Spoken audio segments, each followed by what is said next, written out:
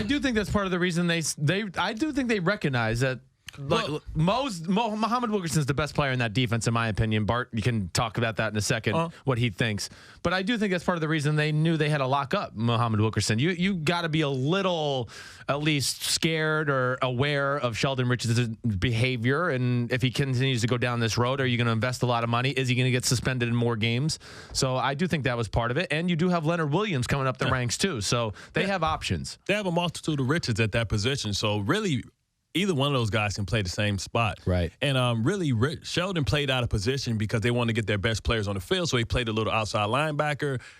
Sheldon Richardson, to me, is, I say, just a shade under Aaron Donald. I mean, he's a tremendous talent. Right. But when you're making these decisions, you have to decide is he a one contract guy or a two contract guy? And Cowher talks about all the time that they knew when Plexico came that he was a one contract guy. Right. You get the most out of him, but if you give him the money, you don't know if you'll be able to control him, if he can handle it. It's a lot of responsibility comes with making that type of money. Is he going to feel entitled? Is he going to change? Right. Is it going to make him more of what he already is? He still has a lot of maturing to do.